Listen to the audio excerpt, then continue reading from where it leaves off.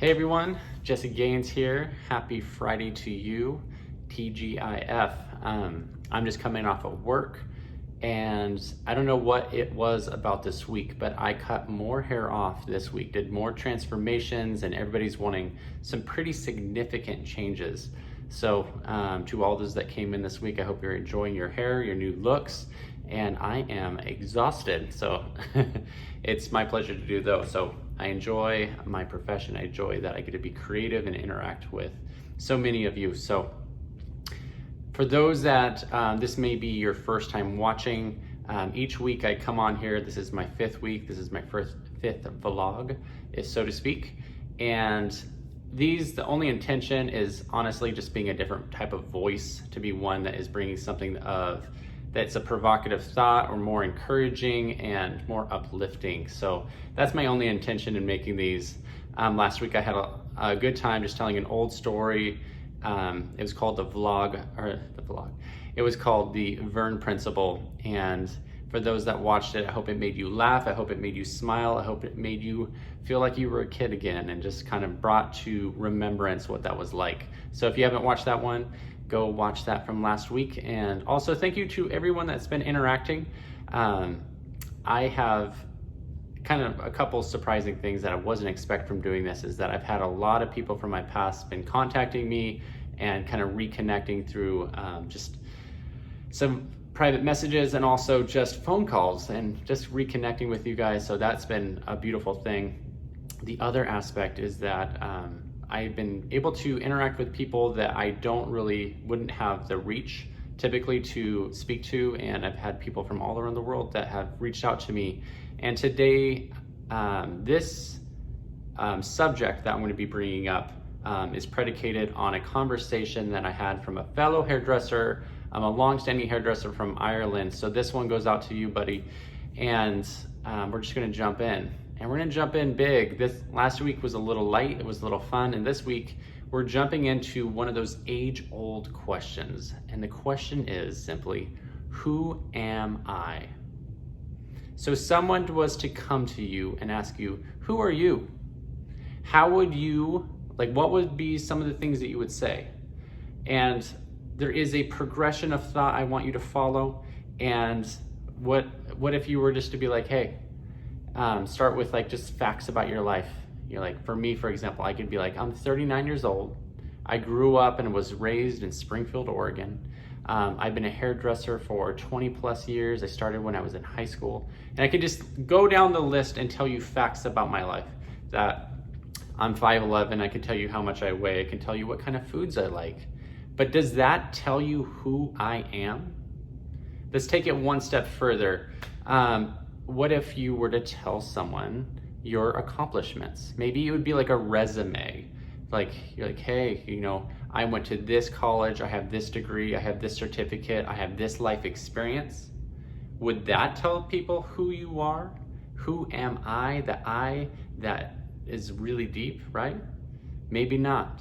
I was recently watching, it's called The Last Dance. It is a documentary about the life of Michael Jordan. I know many of you have seen it, and if you're into basketball or not, if you're just a fan of human nature, it's just a fascinating story, and it's very exciting, actually. I would highly recommend it.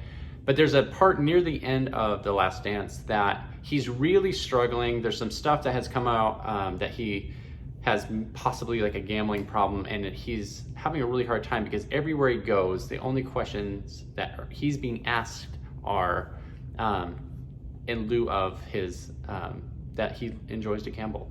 And he has a part where he's talking about his own personal life. He's like, I feel like people are making these quick judgments and they're acting as if they know who I am.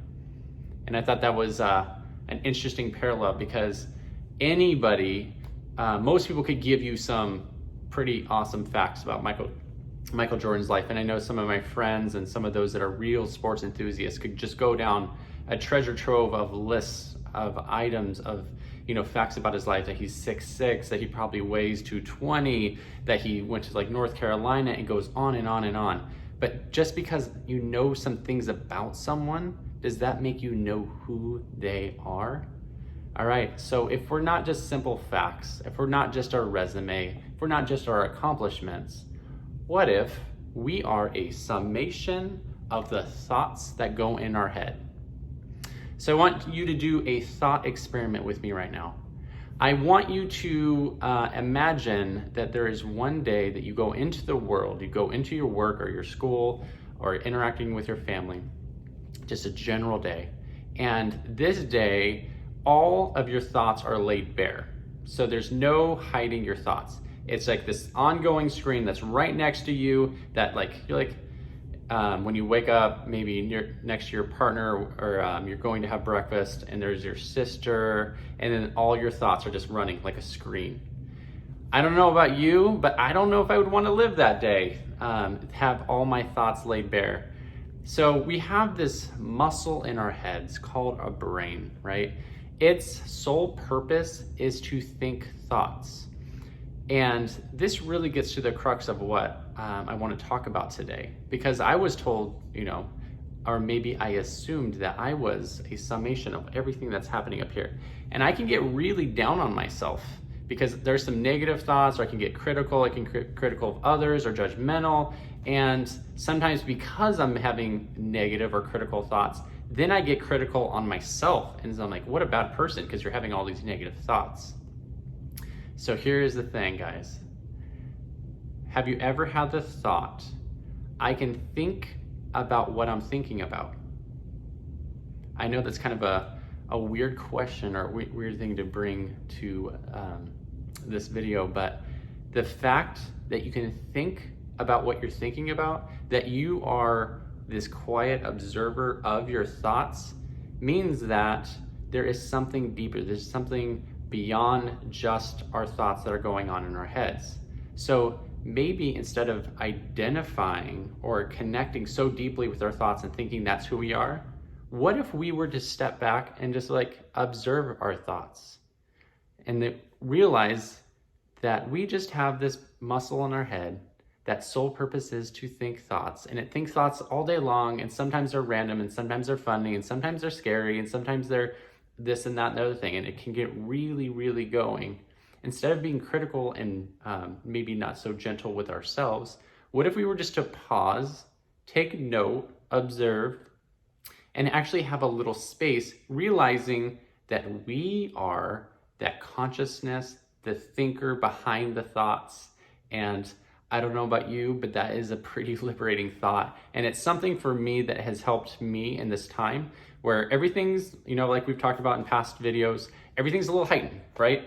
And fear, if you get along that downward spiral of fear thoughts, then it can get kind of scary, right? But what if you were like, oh, I'm doing that thing where I am going down that downward spiral. I can observe that, and then I can be like, okay, this is probably because I'm exposing myself to too much news or negative influences on my own life. And I can step away from it, get some distance from it, and have a little space. So what I want to bring to the table is that, have you ever had a moment, maybe when you're on a long bike ride, maybe on a road trip or going to the lake, and you're having kind of this kind of a still moment, right? And it's one of those things that you're coming into that conscious awareness of that deeper part of yourself, where they're kind of all your thoughts and all that clutter and all that rigmarole that can happen in your brain, it kind of gets quiet, right?